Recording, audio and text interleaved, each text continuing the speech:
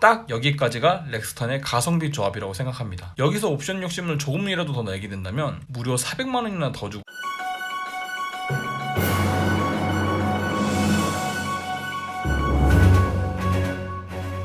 안녕하세요. 가격표 번역기 차파고입니다. 오늘 제가 번역해드릴 가격표는 쌍용의 2020년형 G4 렉스턴입니다. 2부에서는 차파고가 제안하는 최상의 가성비 조합에 대해 설명드리겠습니다. 그럼 시작하겠습니다. 혼자 타기 위해 최대한 저렴한 차가 필요하다 싶으신 분은 3,585만원 마제스티 트림을 구매하시는 걸 추천드립니다. 일단 럭셔리에서 70만원짜리 사이드 스텝과 25만원짜리 하이패스를 넣으면 3,534만원으로 마제스티보다 51만원 쌉니다. 하지만 마제스티에는 HID 헤드램프와 전동식 트렁크가 들어오죠. 51만원에 이 정도 옵션이면 무조건 마제스티 오는 게 맞습니다. 아니, 애초에 사이드 스텝을 안 넣으면 되는 거 아니야? 네, 아닙니다. 렉스턴 같이 프레임 바디로 된 차는 애초에 시트 포지션이 높아서 사이드 스텝 무조건 있어야 됩니다. 특히 아이들이나 나이 드신 분들을 태우시는 분들은 사이드 스텝 필수입니다. 그렇다고 이걸 싸제로 하면 좀 싸느냐? 물론 70만원보단 조금 쌀 수는 있어요. 하지만 아주 조금이라도 규격에서 벗어나면 나중엔 차량 검사 시 다 뜯어내야 됩니다. 요즘 차량 검사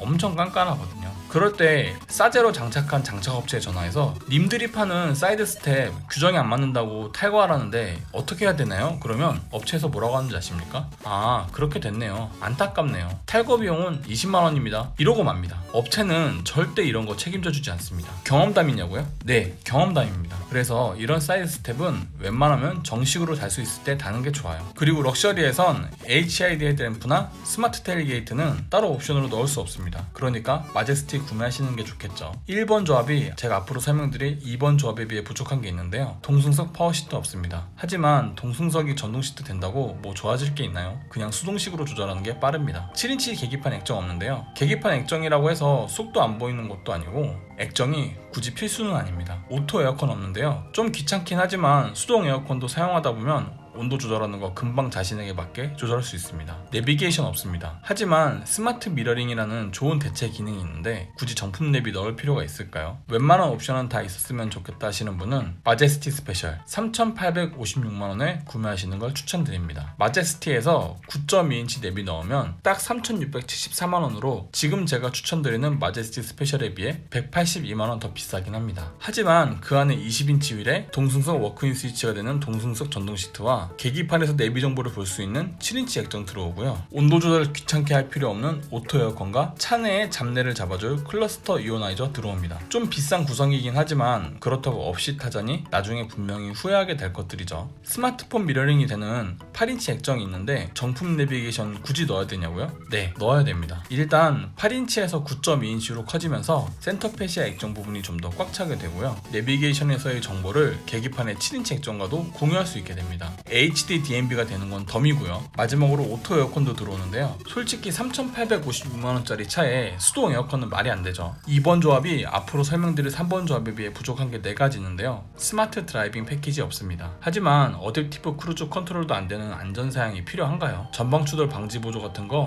뭐 있으면 좋긴 하지만 없어도 그만입니다. 싸긴 하면 달 텐데 무려 89만원이 납니다. 그럼보다 달 필요 없습니다. 휴대폰 무선 충전기 없는데요. 스마트폰이 무선 충전이 안 되는 기기라면 이거 뭐 필요 없죠. 뭐 요즘 나오는 핸드폰들 90% 이상은 무선 충전 되니까 쓸 일이 있을 거라고요. 그런데 이거는 무선 충전 위치가 애매해서 차라리 그냥 무선 충전 거치대를 다는 게 낫습니다. 2열 커튼 없는데요. 2열 커튼 있으면 좋긴 하지만 굳이 이것 때문에 285만원 더 줘가며 헤리티지 갈 필요 없습니다. 인터넷에서 자석식 커튼 사서 달아도 충분해요. 3D 어라운드 뷰 없습니다. 하지만 렉스턴이 크다고 버스만큼 큰 건 아니잖아요. 후방 카메라와 센서만으로도 주차하기 충분합니다. 풀옵션에 가까운 조합은 없을까 싶으신 분은 헤리티지의 인테리어 패키지 3D 어라운드 뷰 추가하셔가지고 4,289만원에 구매하시는 걸 추천드립니다. 2번 조합 대비 433만원 올랐습니다. 헤리티지가 마제스티에 비해 285만원이나 비싸지만 그래도 올라와야 하는 이유는 일단 헤리티지에 89만원짜리 스마트 드라이빙 패키지가 기본 적용됩니다. 그러면 사실상 무려 196만원 오른 셈이죠. 89만원짜리 스마트 드라이빙 패키지가 가성비만 놓고 보면 좀 비싸다고 말씀드렸긴 했지만 긴급 제동 보조 시스템과 차선 이탈 경고의 효과를 한 번이라도 보면 그거는 또 뭐 그것만으로도 차를 지켰으니까 이득이라고 할 수 있겠죠. 네, 물론 행복 회로를 풀로 돌린 거긴 하지만 어찌됐든 전방 차량 박아서 100% 과실 입히는 것보다는 낫죠. 그 외에 헤리티지만의 2열 수동 선커튼이 들어오기도 하고 전자석 나파 가죽 시트로 바뀌기도 합니다. 49만원짜리 인테리어 패키지를 넣으면 일반적인 나파 가죽 시트에서 누빔 패턴이 적용되는 퀼팅 나파 가죽 시트로 변경됩니다. 시트뿐만 아니라 패널과 도어 트림도 바뀌니까 실내 재질 업그레이드를 위해선 이왕 헤리티지까지 온 김에 무조건 해야겠죠. 마지막으로 3D 어라운드 뷰는 일반적인 어라운드 뷰와는 다르게 차를 좌우측에서 사람이 보는 시선으로 바꿀 수 있습니다. 렉스턴 같은 큰 차 주차에 부담이 되시는 분들에겐 많은 도움이 돼요. 3번 조합이 앞으로 설명드릴 4번 조합에 비해 부족한 게 4가지 있는데요. 2열 터치 센싱 도어 핸들 없습니다. 하지만 뒷문으로 문 여는 게 뭐 중요한가요? 차키로도 열리고 좀만 앞으로 걸어서 앞문도 터치해서 열어도 됩니다. 윈도우 2열 컨트롤 없는데요. 앞도어 창문이 리모트로 열리는 상태에서 굳이 2열까지 다 열리게 할 필요는 없습니다.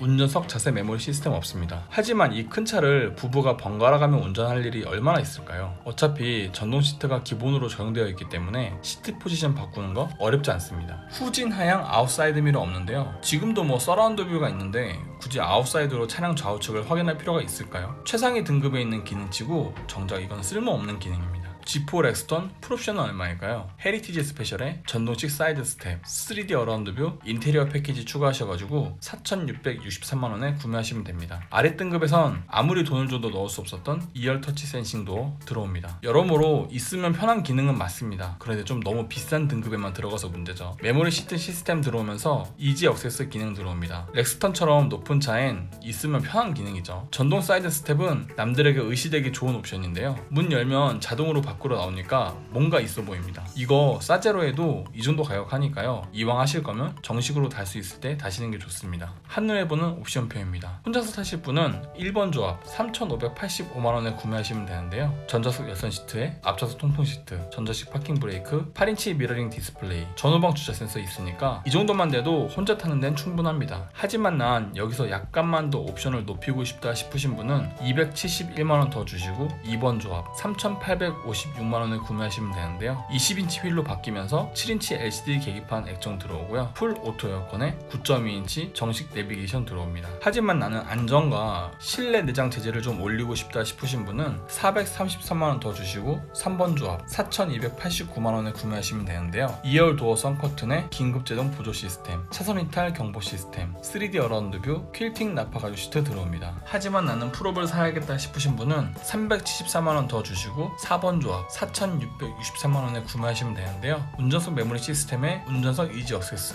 전동식 사이드 스텝, 인피니티 사운드 시스템까지 추가하게 됩니다. 저는 개인적으로 2번 조합을 추천드리는데요. 딱 여기까지가 렉스턴의 가성비 조합이라고 생각합니다. 여기서 옵션 욕심을 조금이라도 더 내게 된다면 무려 400만원이나 더 주고 3번 조합 가야 되는데요. 그에 비해서 추가되는 기능은 정말 미비하니까 굳이 갈 필요 없겠죠. 동급 차량 가격 비교해 보겠습니다. 일단 이 비교표에 모하비가 들어가지 않은 이유는 모하비 1번 조합이 4,700만원으로 렉스턴의 풀옵션보다 훨씬 비쌉니다. 애초에 렉스턴은 모하비와 비교할 수 있는 급의 차가 아니에요. 그러면 렉스턴은 차 크기는 비슷하지만 엔진만 좀 딸리니까 가성비가 좋은 차네? 네, 아닙니다. 렉스턴의 가격표와 옵션 구성을 보셔서 아시겠지만 등급 간의 가격 차이는 매우 심한 편인 반면 옵션의 추가폭은 상당히 적습니다. 가격이 올라가면 올라갈수록 상품성이 점점 떨어지고 구매 의욕도 떨어지는 게 바로 현재 렉스턴이죠. 렉스턴의 구매 마지노선은 딱 2번까지입니다. 그 이상 주하는 건 너무 돈 아까워요. 주유비 비교해 보겠습니다. 렉스턴은 1km당 134원이 소모되고요. 3만 km 운행 시